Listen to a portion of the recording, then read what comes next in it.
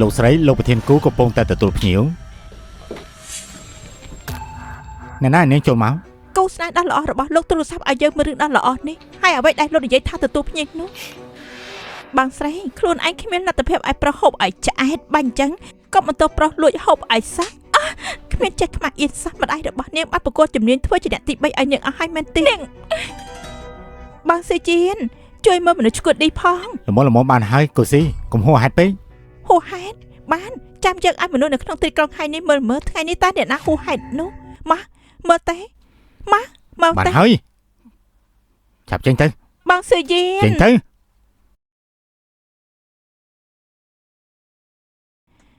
រៀបការ2ឆ្នាំលោកតែងតែនិយាយថាទៅទទួលភ្ញៀវតាមពិតទៅមួយថ្ងៃគិតតែផឹកស្រារឿងតែនេះអាចនឹងរវល់បានមិនគួរណាលោកនាំប្អូនស្រីរបស់យើងឡើងលើក្រេសទី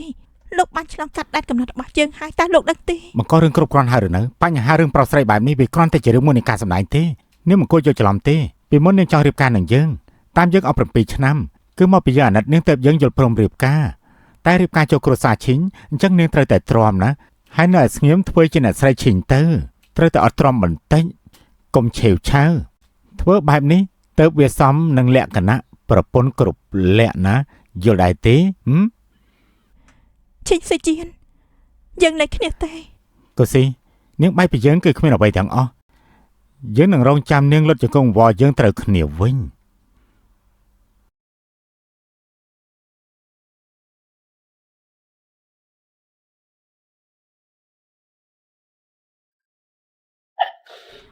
គូសេគ្រាន់តែជាមនុស្សប្រុសខ្វល់ធ្វើស្អីទេរយៈពេល7ឆ្នាំយើងស្នេហ៍គេអស់រយៈពេល7ឆ្នាំគេបានធ្វើអីខ្លះគេជាគូស្នេហ៍របស់ប្អូនស្រីយើងយ៉ាងពិតជាខ្វាក់ភ្នែកមែន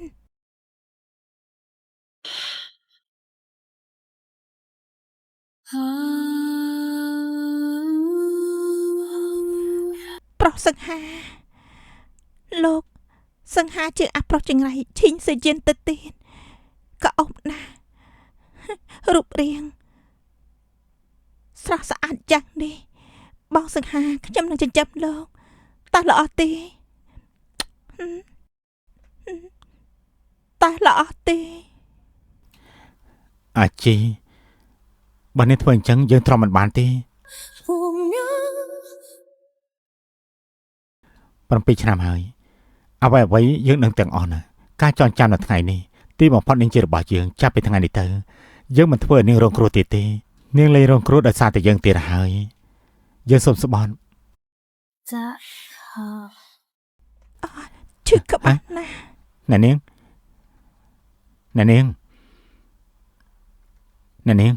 នាងពេញចិត្តទេប្រុសសង្ហាយើងនឹងចិញ្ចឹមបងតើល្អដែរទេគូសេនាងបានធ្វើអីខ្លះវាមិនអីទេគ្រាន់តែគ្មានអារម្មណ៍អីបន្តិចវាមិនអីនាងគ្មានអារម្មណ៍ទេការកុហកមិនជាទម្លាប់ល្អទេយប់មិញនាងបានអោបយើងយ៉ាងសប្បាយចិត្តថើបយើងទៀតផងព្រមទាំងនិយាយថាចង់ចិញ្ចឹមយើងគឺនាងនិយាយបែបនេះតើត្រូវការយើងជួយរំលឹកវិញទេមិនបាច់ទេខ្ញុំនឹកឃើញហើយនឹកឃើញទាំងអស់មិនបាច់ទេ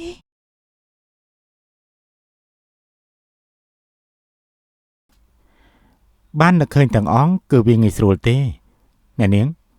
ទៅជាមួយខ្ញុំការបៀតបៀនភេទនិងការរំលោភខ្សែសន្តិវៈជាប់ទោសយ៉ាងតិច3ឆ្នាំហើយទៅប៉ោះប៉ូលីសសារភាពជាមួយយើង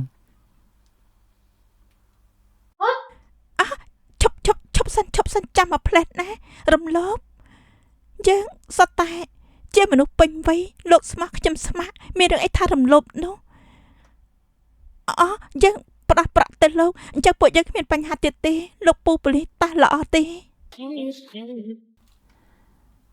សំឡេងនិយាយអាម៉ាញ់យើងថតទុកហើយរូបភាពនៅបាននឹងសន្តាគារជំនួយការរបស់ខ្ញុំបានបញ្ជូនទៅក្នុងទូរស័ព្ទរបស់យើងលោកពិតជាធ្វើមែនទេព្រោះយប់មិញជាលើកទី1របស់ខ្ញុំ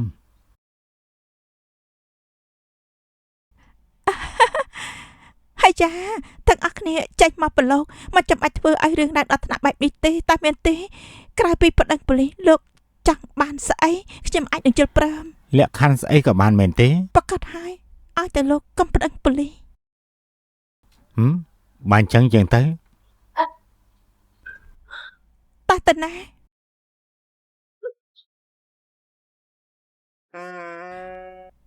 អើយលក្ខខណ្ឌរបស់លោកគឺចោលសម្បត្តិអាពាហ៍ពិពាហ៍រៀបការធ្វើជាប្រពន្ធរបស់លោក ស្វែងយល់បន្តិចនេះគ្រួសារបង្ខំពេកត្រូវការប្រពន្ធម្នាក់សម្រាប់តែមួយឆ្នាំទេរួចហើយយើងក៏លែងលះគ្នាវិញ តែប៉ុស្តិ៍ប៉ូលីសគ្រាន់តែ3ឆ្នាំប៉ុណ្ណោះ យើងប្តឹងប៉ូលីសទៅបានហើយ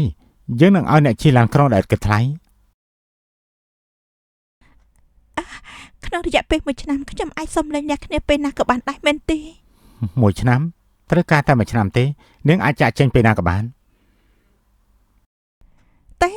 រៀបការទៅបើអ្នកណាមិនរៀបការគឺអាចចោលមកសៀន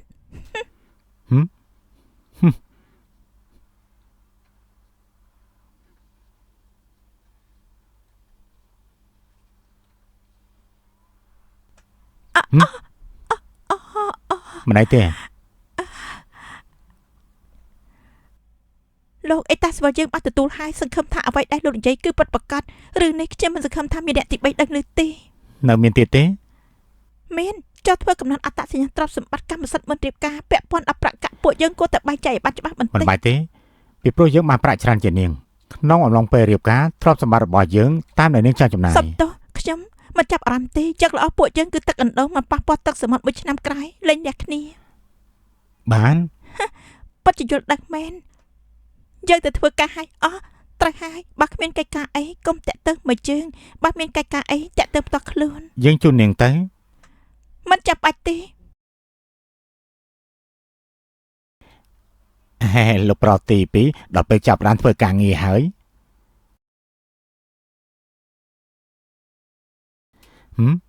តើយើងទៅជួបប្អូនប្រុសរបស់យើងបន្តិច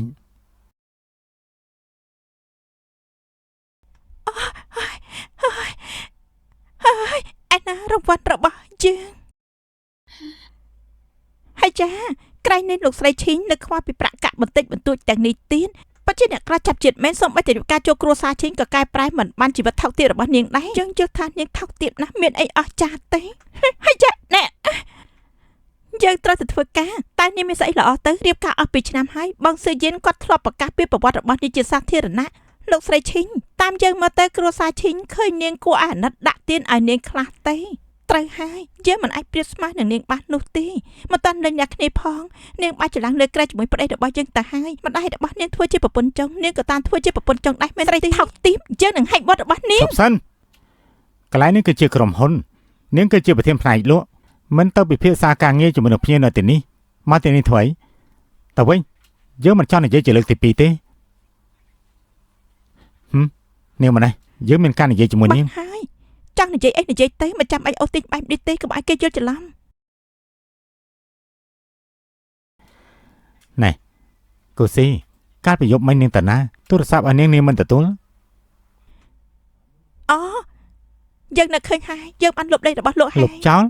កូស៊ីនាងដូចជាហួសហេតុពេកហើយ មែនហើយយើងលេងអ្នកគ្នាយើងទុកលេខរ កា បោះ រ លោក ធ្មត់យើងពីមានដែនកំណត់កុំនិយាយពាក្យទាំងនេះមកបញ្ឈឺយើង ជិះសុយជាដោះលេខយើងភ្លាម ស្លូតបន្តិចទៅដំណើររបស់លោកស្រីឈីងគឺនៅតែជារបស់នាងស្រីដែលនៅខាងក្រៅមិនហ៊ានគំរាមដល់នាងទេ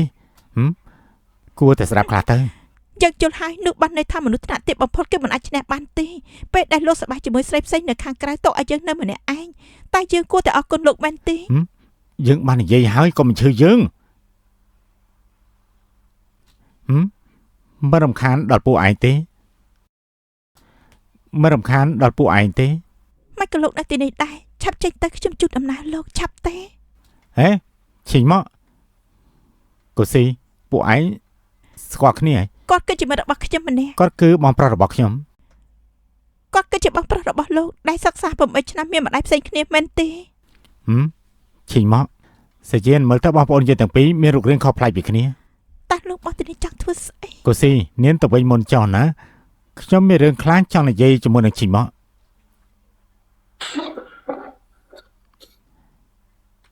ឈីងមកមិនខ្វល់ថាលើកនេះឯងមិនគោរពគោលការណ៍ស្អីទេតែក៏មានគំនិតអាក្រក់សម្បត្តិលេងលេះទទួលរួចហើយពេលនេះនាងគ្មានពាក់ព័ន្ធនឹងឯងទេទោះបីជាពួកយើងលេងលះគ្នាក៏ដោយតែអ្នកណាឲ្យពួកយើងពាក់ព័ន្ធនេះបានន័យថាម៉េចតែមានការឆ្មាកាលពីយើងនៅតូចដែរទេយើងបានចិញ្ចឹមគេពីឆ្នាំមកហើយវារំខានពេកយើងក៏បោះវាចេញទៅក្រៅក្រោយមកយើងដឹងថាឯងលួចយកមកចិញ្ចឹមវិញក្រោយពេលដែលយើងដឹងពីសត្វឆ្មានោះឯងគួរតែចាំមិនភ្លេចទេអ្វីដែលជារបស់យើង យើងមិនចង់បានទេហើយឯងក៏មិនអាចយកបានដែរត្រូវដែរទេឯងនិយាយទៅមើលឯងចង់ចាំហើយឬនៅសាច់ឆ្មានោះក៏ឯងសម្លាប់មែនទេ